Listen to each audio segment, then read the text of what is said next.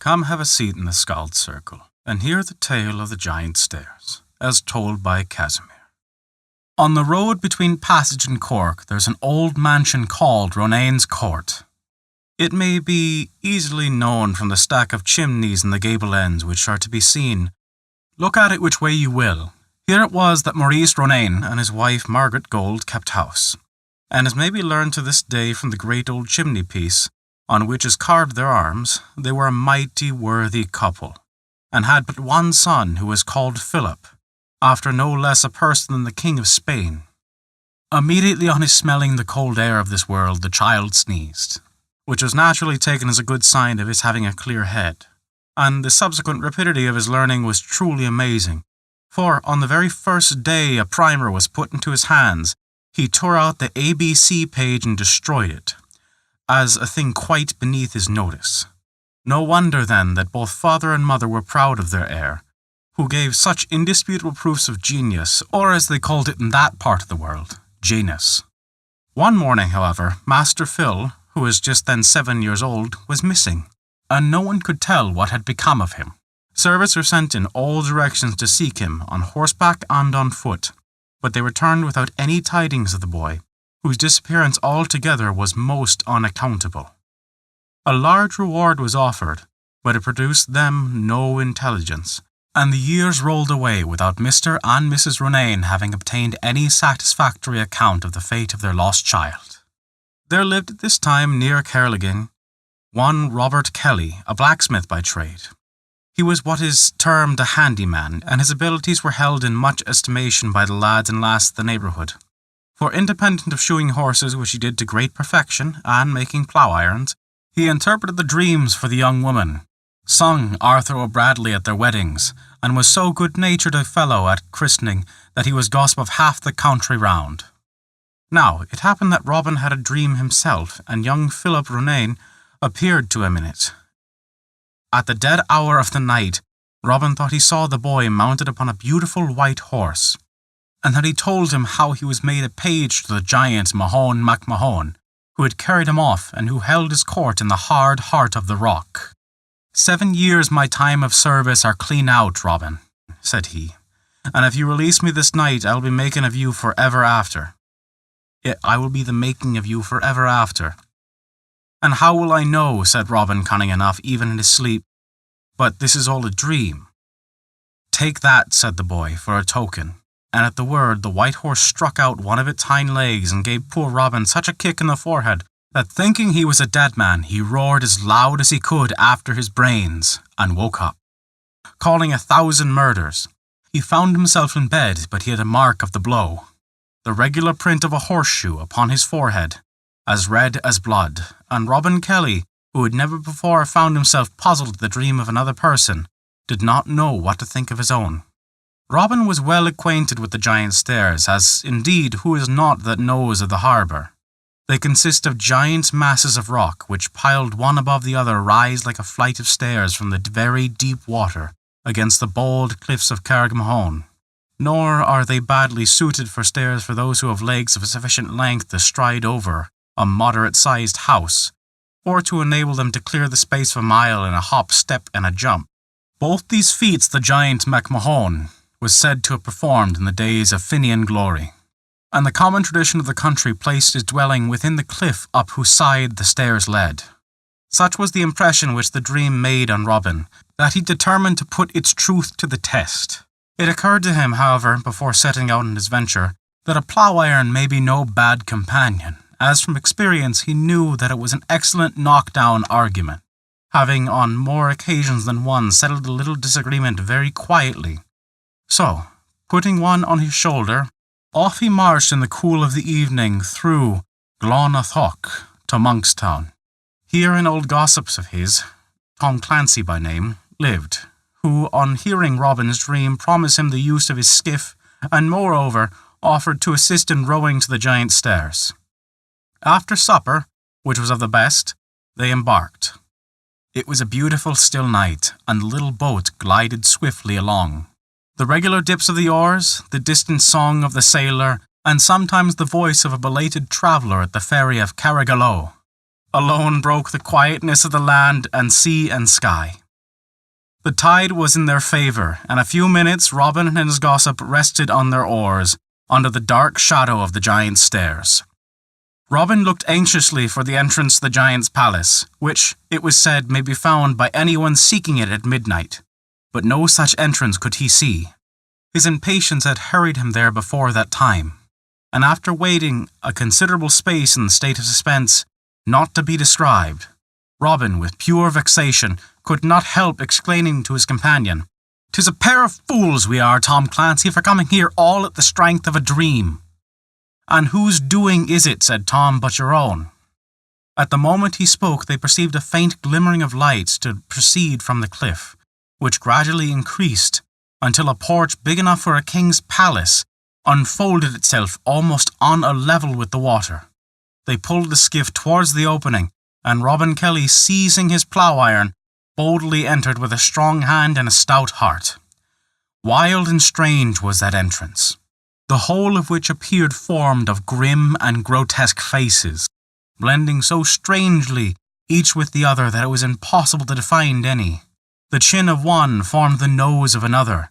What appeared to be a fixed and stem eye, if dwelt upon, changed to a gaping mouth, and the lines of a lofty forehead grew into a majestic and flowing beard. The more Robin allowed himself to contemplate the forms around him, the more terrific they became, and the stony expressions of this crowd of faces assumed a savage ferocity, as his imagination converted feature after feature into a different shape and character. Losing the twilight in which these indefinite forms were visible, he advanced through the dark and devious passage, whilst a deep and rumbling noise sounded as if the rock was about to close upon him and swallow him up alive forever. Now, indeed, poor Robin felt afraid. "Robin, Robin," said he, "if you are a fool for coming here now, what in the name of fortune are you?" But, as before, he had scarcely spoken when he saw a small light twinkling through the darkness of the distance, like a star in the midnight sky. To retreat was out of the question, for so many turnings and windings were in the passage that he considered he had but little chance of making his way back. He, therefore, proceeded towards the bit of light and came at last into a spacious chamber, from the roof of which hung the solitary lamp that guided him.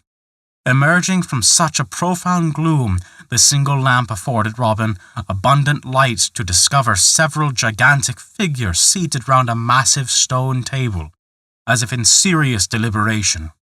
But no word disturbed the breathless silence which prevailed. At the head of this table sat Mahone McMahon himself, whose majestic beard had taken root, and in the course of ages grown into the stone slab. He was the first to perceive Robin. Instantly standing up, drew his long beard from out of the huge piece of rock in such haste, and with so sudden a jerk, that it was shattered into 1,000 pieces.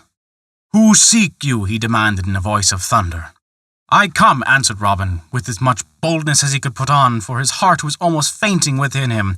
"I come," he said, "to claim Philip Ronayne, whose time of service is out this night." "And who sent you here?" said the giant. "'Twas of my own accord I came," said Robin. "Then you must single him out from among my pages," said the giant. "And if you fix on the wrong one, your life is forfeit. Follow me." He led Robin into a hall of vast extent and fine with lights, along each side of which were rows of beautiful children. All appeared 7 years old, and none beyond that age, dressed in green, and everyone exactly dressed alike. "Here," said Mahone, "you are free to take Philip Ronayne, if you will, but remember, I give you but one choice."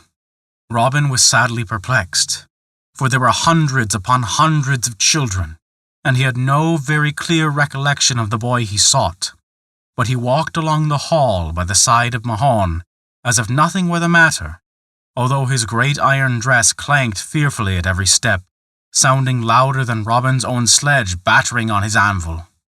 They had nearly reached the end without speaking when Robin, seeing that the only means he had was to make friends with the giant, he determined to try what effect a few soft words might have. "'Tis a fine, wholesome appearance the poor children carry," remarked Robin. although they have been here so long shut out of the fresh air and the blessed light of heaven. 'Tis tenderly your honour must have reared them." "Aye," said the giant, "that is true for you, so give me your hand, for you are, I believe, a very honest fellow for a blacksmith." Robin at the first look did not so much like the huge size of the hand, and therefore presented his plough-iron, which the giant seizing twisted in his grasp round and round again, as if it had been a potato stalk. On seeing this all the children set up a shout of laughter. In the midst of their mirth Robin thought he heard his name called out, and all ear and eye he put his hand on the boy who he fancied had spoken, crying out at the same time, "Let me live or die for it, but this is young Phil Ronayne." "It is Philip Ronayne, happy Philip Ronayne," said his young companions, and in an instant the hall became dark. Crashing noises were heard, and all was in strange confusion. But Robin held fast his prize, and found himself lying in the grey dawn of the morning, at the head of the giant's stairs, with the boy clasped in his arms. Robin had plenty of gossips to spread the story of his wonderful adventure. Passage, Monkstown, Carrigaline, the whole barony of Kerrycurry, rung with it. "Are you quite sure, Robin, it is young Phil Ronayne you have brought back with you?" was the regular question. Although the boy had been 7 years away, his appearance now was just the same as on the day he had went missing. He had neither grown taller nor older in look, and he spoke of things which had happened before he was carried off, as if one awakened from sleep, or as if they had occurred yesterday. "Am I sure? Well, that's a queer question," was Robin's reply. "Seeing the boy has the blue eyes of the mother and the foxy hair of the father, to say nothing of the purty wart on the right side of his nose." However, Robin Kelly may have been questioned. The worthy couple of the Ronayne's court doubted not that he was the deliverer of their child from the power of the giant MacMahon, and the reward they bestowed on him equalled their gratitude. Philip Ronayne lived to be an old man, and he was remarkable to the day of his death for his skills in working brass and iron, which it was believed he had learned during his 7 years' apprenticeship to the giant Mahone MacMahon. And that is the tale of the giant stairs. Thank you for listening to our story. If you enjoyed it, please consider taking a look at our Patreon page and learn how you can earn great rewards while also supporting us. A special thank you to Kat for the support this month. It means the world to us. Once again, thank you for listening to our story.